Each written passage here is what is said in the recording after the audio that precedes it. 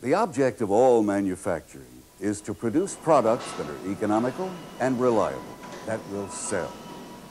The object of failure analysis is to maintain that reliability, and ultimately to maintain the customer's satisfaction that helps to further sell the product and sell more product. Unfortunately, products do occasionally fail, and failure analysis is concerned with the reasons why. But more importantly, the purpose of failure analysis is to maintain a reliable system of engineering teamwork. Analysis is not only a question of what happened and why, but a process of communication, returning the results and recommendations of the analysis to engineering design, to manufacturing, to service, sales, marketing, even advertising and public relations. Failure analysis forms the final link in this closed loop of communication that maintains and continually improves the reliability of the product. This program on the principles of failure analysis is concerned primarily with the general procedures, the techniques, and the precautions followed by an industrial analyst employed in the investigation and analysis of fracture and other failure modes. The analysis of any failure follows a sequence of planned prescribed stages. For general failure analysis of fractures, the principal stages consist of 1. The collection of background data and selection of samples. 2. Preliminary examination of the failed part. This includes visual examination and record keeping. 3. Non-destructive testing. 4. Mechanical testing. 5. Selection, identification, and preservation of specimens. 6. Macroscopic examination and analysis to determine fracture surfaces, secondary cracks, and other surface phenomena and failure modes. 7. Microscopic examination and analysis. 8. Selection, preparation, examination, and analysis of metallographic sections. 9. Determination of the fracture or failure mode. This identifies the type of fracture or failure. 10. Chemical analysis. This includes surface corrosion products, deposits, and coatings that may contaminate a component. 11. Fracture mechanics. 12. Testing under simulated service conditions. 13. Analysis of the evidence, including conclusions and reports. And 14, the follow-up recommendations. These are the principal stages of failure analysis. Now, it may not always be necessary to go through each of these stages during the investigation and analysis of any particular failure. The sequence of steps is subject to variation depending on the nature of the failure. However, with or without variations, these 14 stages can form the basis for any investigation of any fracture or failure mode. Now, let's consider each of these stages in some detail. Stage 1, data and sample collection. The first stage of a failure investigation is the collection of background data and samples. This means collecting all available information regarding the manufacturing, processing, and service history of the failed component or structure. The purpose is to reconstruct as accurately as possible the sequence of events that led to the failure. Usually, a great deal of information can be gained from personal interviews with the people who were involved, operators, supervisory personnel, witnesses at the scene. A pocket-sized microcassette tape recorder is a very valuable aid in capturing that information. Photographs serve as a detailed record of the event. These photos can be essential to follow-up investigations. Visual evidence, which appears almost inconsequential in a preliminary investigation, may later be found to have serious consequences. The photographs the analyst uses for both investigation and records should be professional quality. Minimum equipment consists of a single lens reflex 35mm or larger camera, a macro lens, an extension bellows, and an electronic flash unit. Some indication of size should also be included in the photograph to serve as a scale a hand or a finger in the photo, perhaps a coin, anything familiar to give you an idea of relative size. Another excellent tool and a recent addition to failure investigation is the video camera. A videotape of the failure site often reveals information and evidence that can be missed in the initial survey of the scene.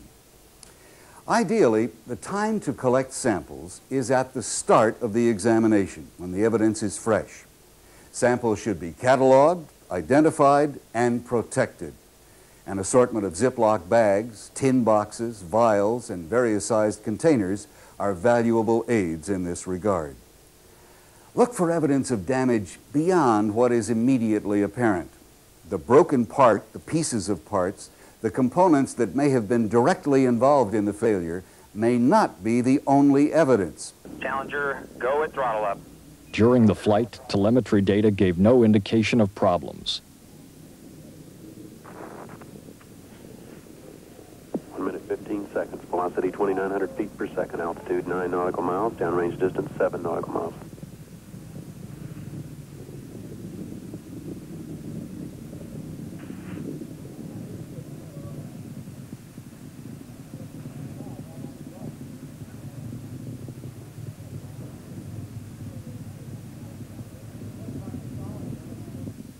The solid rocket boosters continued in flight and were destroyed by the range safety officer 110 seconds after launch.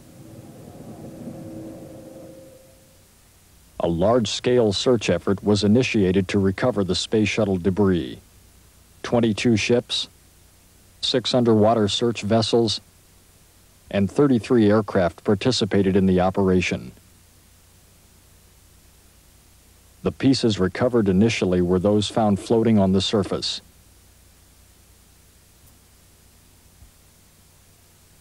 The submarine fleet was used to locate and inspect underwater debris.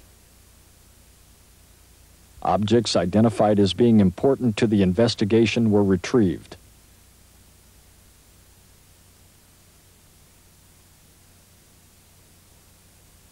"50% of the entire vehicle was recovered in the effort. The ocean search area was located at the edge of the Gulf Stream at depths up to 1,200 feet. Approximately 93,000 square miles of ocean were searched. The recovered hardware was brought to the logistics facility, where reconstruction efforts helped to verify the investigation team's findings, as well as to analyze the structural breakup mechanics of the orbiter, ET, and SRBs. Inside the logistics facility, parts were arranged on the floor according to their location on the vehicle. It is often necessary to compare failed components with similar components that did not fail under similar conditions. This can help determine whether the failure was brought about by service conditions or whether it was the result of a design or manufacturing problem. A history of the failed part ideally should include a record of abnormal conditions, the service environment, prior accident and repair, faulty operation. Anything out of the ordinary can be a clue to lead the analyst to the cause of failure. So we have to find out if repairs or overhauls were made to the equipment, and more importantly, why they were made. With a history of the failed part, comparisons can be made. Was the failure an isolated case, or did other failures occur with similar parts?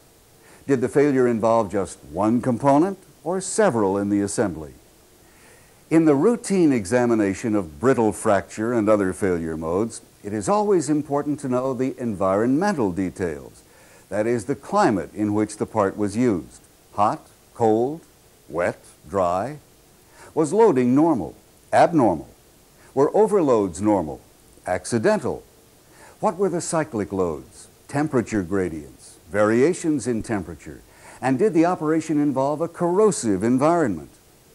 When dealing with failures of crankshafts or other shafts, it is desirable to determine the condition of the bearings and whether any misalignment existed in the machine or between the driving and driven components. When a number of components and structures are involved in the analysis, it is essential to document the position of each piece before any of the pieces are touched or moved. When the failure involves significant distances, a terrain map is very helpful for sketching these locations and positions. Cataloging requires extensive photography at the site of the failure or recovery site. Suitable sketches are often required, and the pieces should be measured. Then it may be necessary to take inventory of parts and their locations. Pieces or fragments missing from the site of an accident may be clues to failure. One complex aircraft accident was solved by an experienced investigator who observed that a portion of one wingtip was missing from the main impact site. That fragment was found several miles away along the flight path of the aircraft. Analysis of this single part provided evidence of a fatigue failure. It was the first component separated from the aircraft and proved to be the cause of the crash.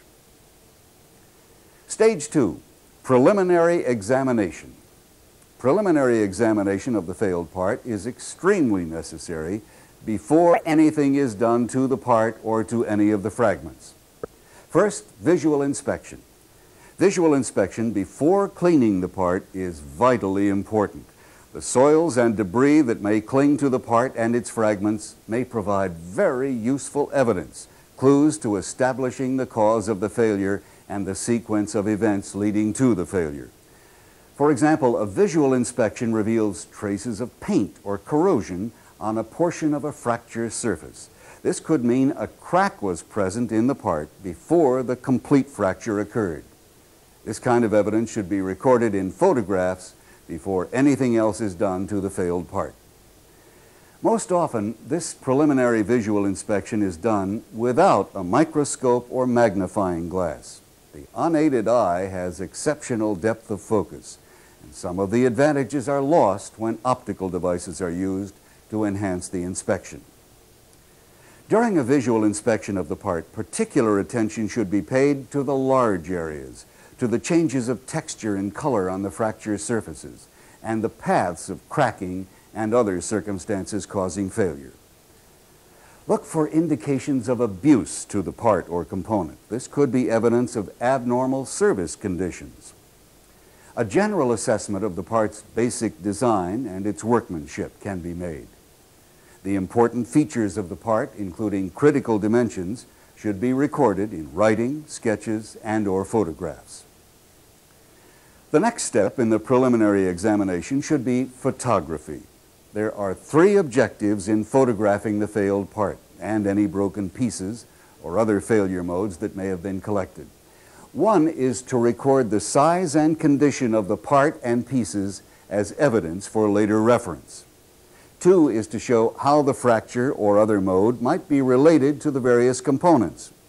And 3 is to record the evidence for later reference. Like any good photographer, the failure analyst should plan the photography session by first examining the part. The part and the fragments should be examined in direct light, and then in variations of direct light. The lighting should be changed to various oblique angles to delineate and emphasize the texture of the fracture. The camera will see what you see, but unfortunately the camera's eye is only 2-dimensional, and a photograph can be deceptive. Varying the angles of lighting is also desirable for photographing failed components other than fracture. The importance of proper lighting is sufficiently critical that no failure investigator should begin any examination without a bright flashlight, krypton bulb type preferred. Stage 3, non-destructive testing. Several non-destructive tests are frequently useful in failure investigation and analysis. These non-destructive tests can aid in assessing the basic quality of the material, as well as locating secondary cracks that might help explain the cause of the primary rupture. The most frequently used non-destructive tests are magnetic particle inspection for magnetic metals, liquid penetrant inspection for non-magnetic metals. Thicker sections may be examined by ultrasonic inspection, which is useful for detecting internal as well as surface discontinuities. And if the section size is not too great, the internal examination of failed parts by non-destructive means, particularly weldments and castings, is generally done by radiography. The first of these tests, the magnetic particle inspection, is performed on ferromagnetic metals. The metal or part to be tested is magnetized, and then a fine iron powder is applied to the surface. Some of these particles will be gathered and held by leakages in the magnetic field. The leaks in the magnetic field are caused by discontinuities in the metal. The particles in the penetrant will form an outline of the discontinuity, indicating its size and shape. Liquid penetrant inspection is done on non-magnetic metals. A very fluid, colored liquid penetrant is spread on the sample, which seeps into the cracks and flaws. This penetrant is then wiped off, and a developer of contrasting color is sprayed on the surface. The colored penetrant seeps from the cracks to show the crack pattern on the developer. Ultrasonic inspection methods depend on very high-frequency sound waves. The high-frequency sound can be used on metals and non-metals of considerable thickness. The waves are reflected at any boundary, at the metal-air boundary at the surface of the metal, or at a boundary between the metal and a crack or a flaw. Thus, the ultrasonic sound waves can detect very small irregularities beneath the surface.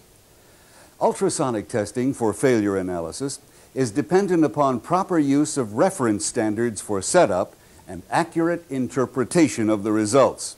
It therefore requires that the tests be done by a trained, certified operator. Radiography as a testing tool in failure analysis may provide two advantages. First, radiography can detect internal discontinuities, and second, radiography provides permanent photographic records. Radiography is essentially X-ray examination. The flaws or discontinuities in a relatively thin part show up on photographic film, just as fractures in the bones of the body show up on X-ray film. When residual stresses within a failed part are inspected, non-destructive measurement of the stresses within the metal can be made with the use of X-ray diffraction. It must be kept in mind that residual stresses near fractures or cracks in the metal have probably been relieved by the fractures or cracks. Furthermore, these tests must be done by highly skilled analytical personnel. Occasionally, in order to understand the residual stress system in a part that has failed, it is necessary to compare the failure to the stress system of a similar undamaged part. Stage 4, mechanical testing. Among the mechanical testing methods available to the failure analyst, the simplest and most versatile is hardness. Hardness testing can be used to evaluate the heat treatment of parts by simply comparing the hardness of the failed part with a similar unfailed part, or with the hardness specified during manufacture. Hardness testing also gives an approximation of the tensile strength of steel. It can be used to detect work hardening or to detect the effects of overheating, decarburization, and carbon or nitrogen pickup. Other mechanical tests are useful in confirming that a failed part conforms to specification.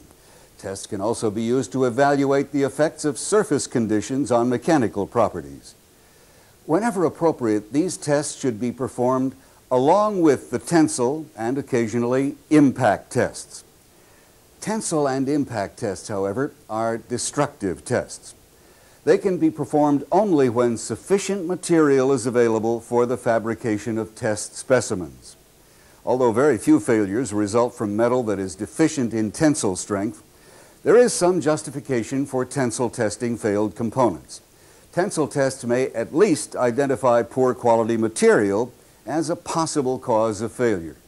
They will also verify the proper heat treatment of the material.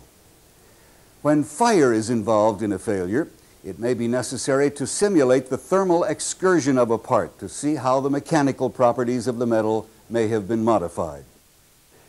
Stage 5, selection and preservation of fracture surfaces.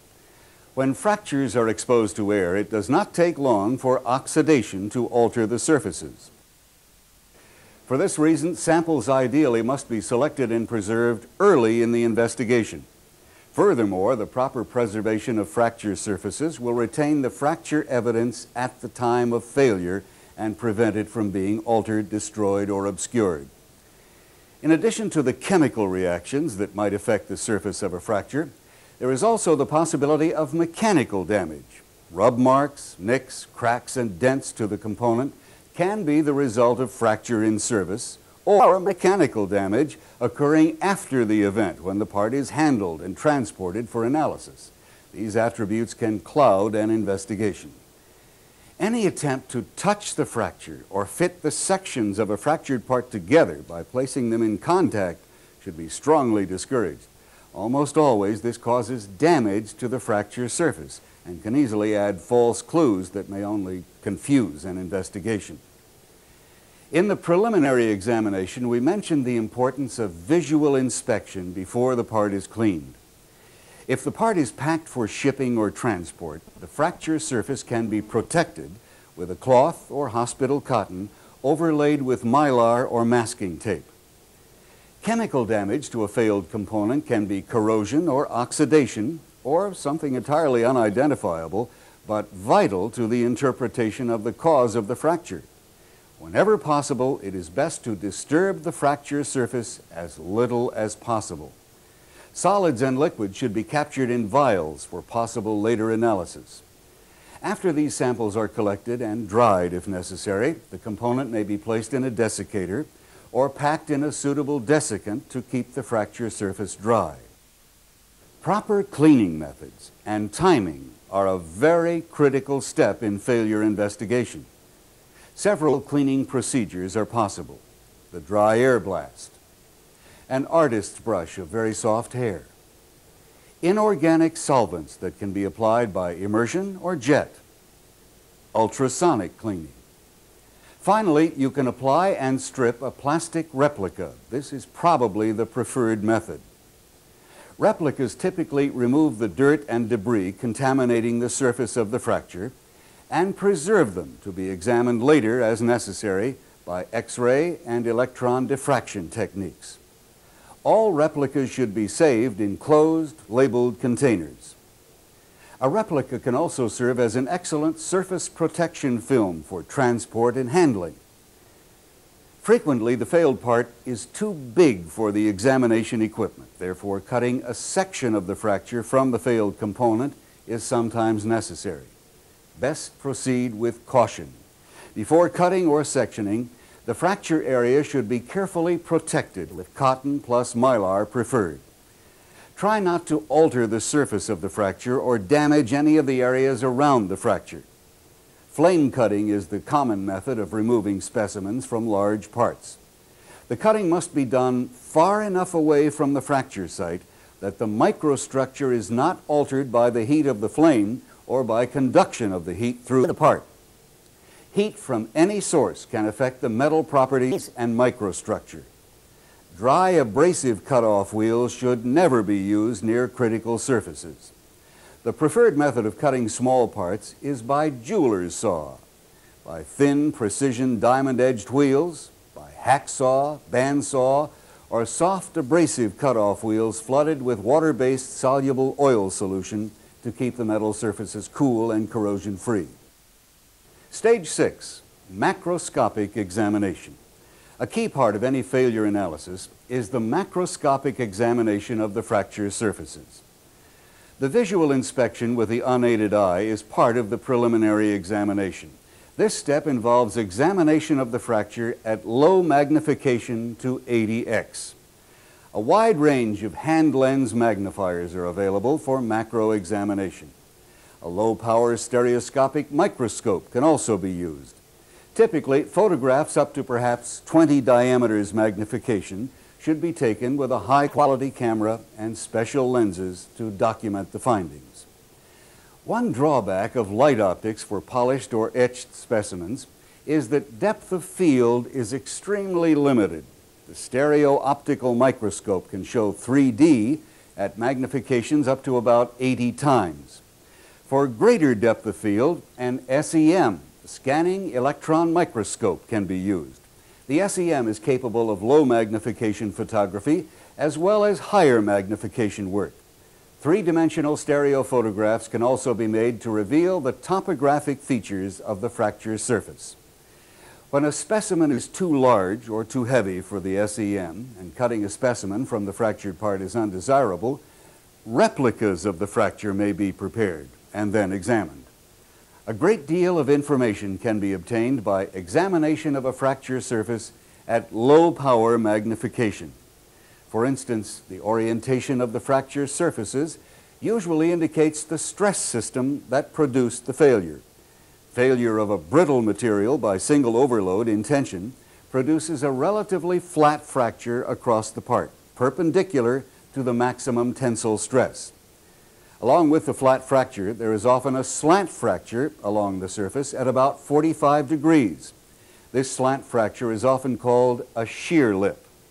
This kind of fracture behavior is illustrated by the familiar cup and cone tensile fracture. When the ductility is lower, fractures are relatively flat at the center, but surrounded by a picture frame of slant fracture. The size of the slant is some measure of the ductility. Macroscopic examination can usually determine the direction of crack growth in a fracture. From this, the origin of the failure can be located. In many brittle flat fractures, a radial fan-like pattern points to the origin of the fracture. Stage 7, microscopic examination. The next step in the analysis is the microscopic examination of the fracture surfaces. The most widely used microscope for direct examination of actual fracture surfaces is the SEM, scanning electron microscope. Most modern SEMs can attain high resolution at magnifications up to 100,000 diameters. For failure analysis work, however, magnifications of more than 6,000 diameters are seldom used. The great advantage of the SEM is that fracture surfaces can be viewed both at extremely low magnification and very high magnification. Specimens are commonly viewed first at about 20x or less to identify regions of special interest. These regions are then evaluated at increasing magnification as needed. To view by the scanning electron microscope, a specimen must be electrically conductive. To prepare electrically non-conductive specimens for the SEM, it is necessary to coat the samples with extremely thin conductive material. Evaporated gold or carbon is satisfactory for this purpose. The interpretation of microfractographs requires practice. There are 4 basic features that are often recognizable at high magnification. These 4 features indicate specific failure modes. Dimple rupture. This is typical of single overload failures of ductile metals and alloys. Brittle cleavage fracture. This is typical of transgranular brittle fractures, a splitting of the crystals or grains. Brittle intergranular fracture. The fracture between grains resembles a rock candy fracture. Fatigue striations, typical of many but not all fatigue fractures. Each of these features is discussed in detail later in other programs. Stage 8, metallographic examination. Metallographic examination of as polished and polished as etched specimens by optical microscopy provides information on the makeup of the material. The examination can reveal evidence of the material's processing or service exposure. Under the microscope, prepared metallographic specimens will show normal structure as well as abnormal structure that may be related to the premature or unexpected failure. Among the many conditions that can be detected by microscopic examination of metallographic sections are inclusions, microstructural segregation, decarburization, carbon pickup, improper heat treatment, untempered white martensite, various forms of corrosion, and grain size. Summary, stages 1 through 9, collection and examination of material. Stage 1, data and sample collection. Collect all available information. Reconstruct the sequence of events leading to failure. Photograph the evidence. Stage 2, preliminary examination, visual inspection, photography. Record the size and condition of the part. Stage 3, non-destructive testing, magnetic particle inspection, liquid penetrant inspection, ultrasonic inspection, radiography. Stage 4, mechanical testing, hardness tests, tensile tests, impact tests. Stage 5, specimen preparation. Select and preserve fracture surfaces as soon as possible. Protect the fracture surface. Stage 6, macroscopic examination, visual inspection, low power magnification, photography. Stage 7, microscopic examination, failure modes that can be recognized at high magnifications, dimple rupture, brittle cleavage fracture, brittle intergranular fracture, fatigue striations. Stage 8, metallographic examination, indicates the class of material, structure, and condition, and shows abnormalities. These initial stages of a failure investigation are concerned with the collection of facts, the collection of data, the examination and recording of the evidence. The remaining stages of investigation are concerned with what happened and why it happened. These stages are concerned with the interpretation of the facts. Stage 9, failure identification. The search for the failure mode begins with first impressions based on the obvious visual evidence. The simplest and most important observations relate to deformation. Was the metal obviously deformed? If the part was deformed before the fracture actually occurred, the yielding and the fracture was probably due to a single overload. Single overload that is deformed is predominantly a ductile fracture, one in which the metal is deformed past the yield point until fracture occurs. The deformation can be caused by tension, which stretches the metal, by torsion, which is a twisting action, or by compression, which squeezes the metal. Deformation and ultimate fracture can occur from any of these stresses or a combination of stress types. On the other hand, the initial examination of a fractured component may show no signs of deformation prior to fracture. This is an indication that the fracture is predominantly brittle.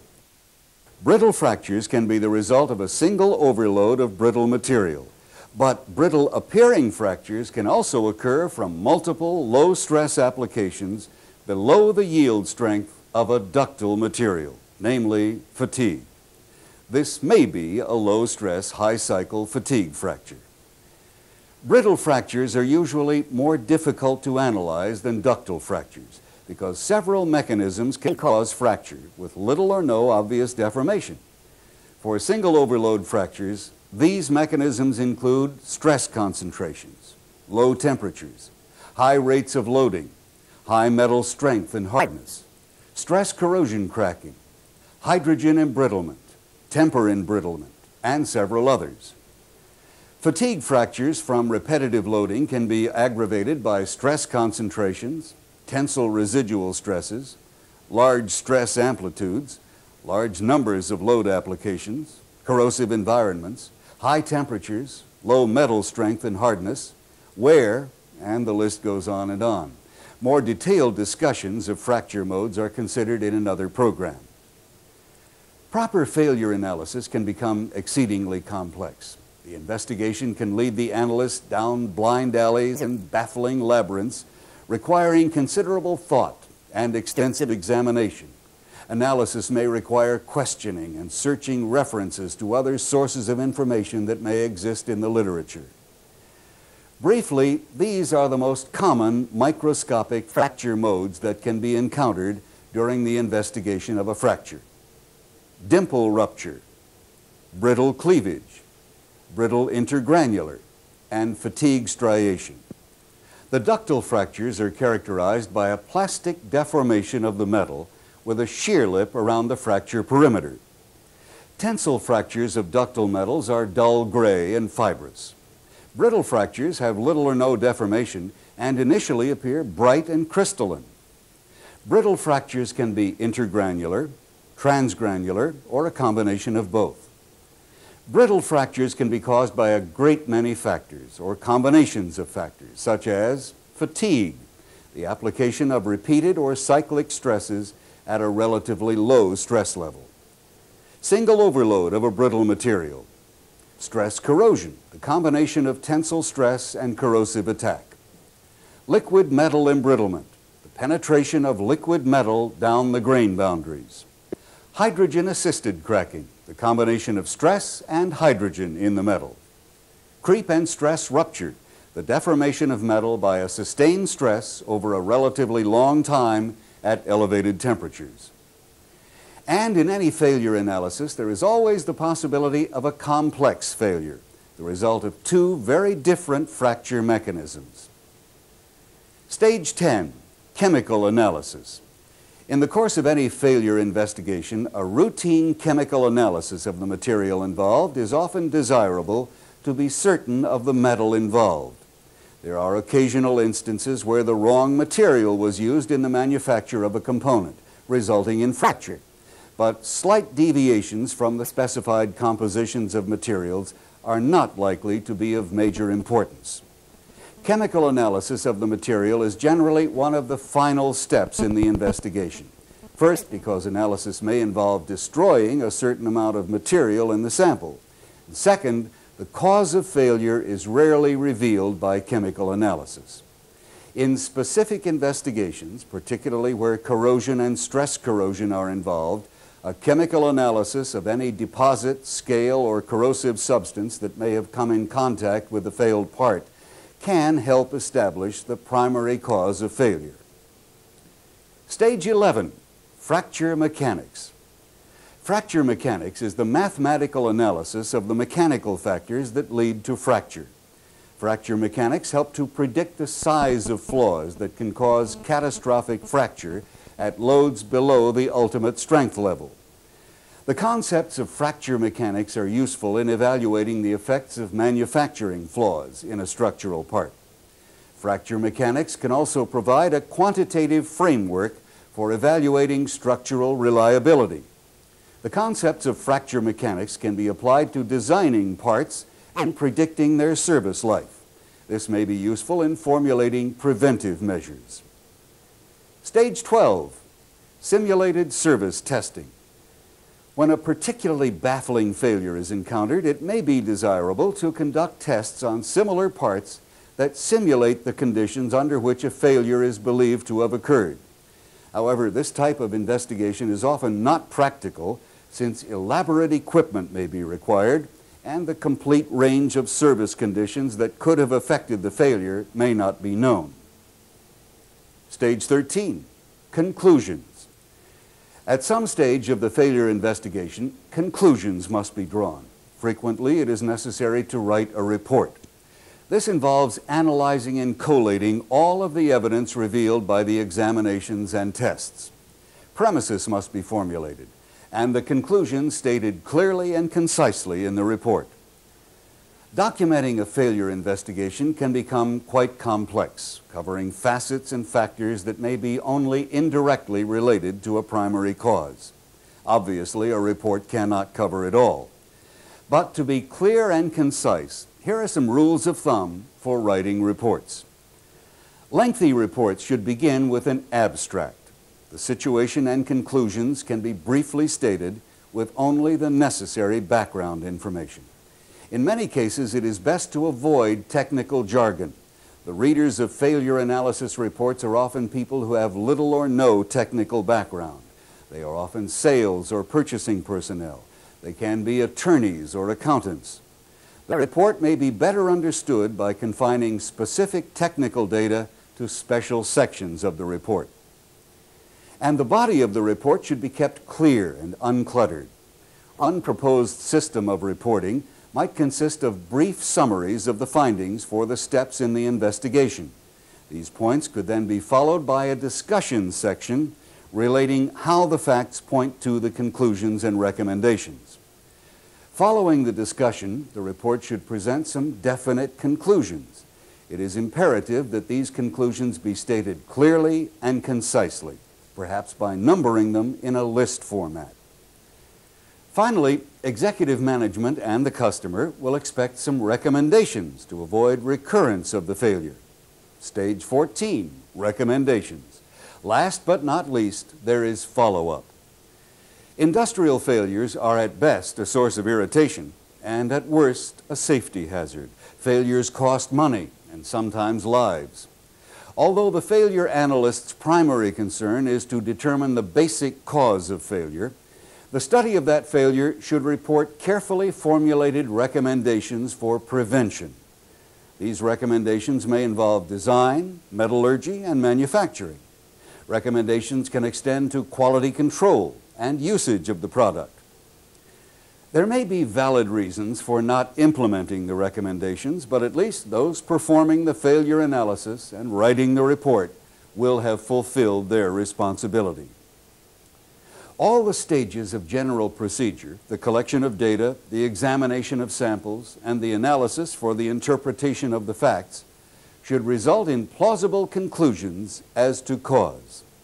These facts, in report form, become the basis of recommendations for corrective measures to prevent the failure from happening again. Summarizing the final stages of procedure. Stage 9, failure identification. Deformation prior to fracture, the indication of single overload. Causes of deformation, tension, torsion, compression.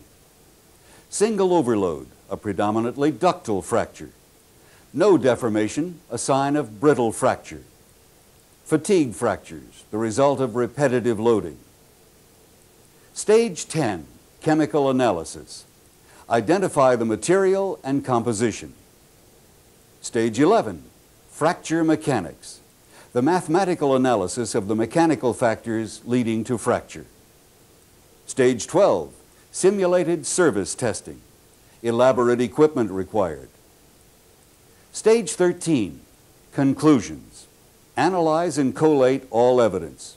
Formulate premises. State conclusions clearly and concisely. And Stage 14, recommendations. Prevention of future failures.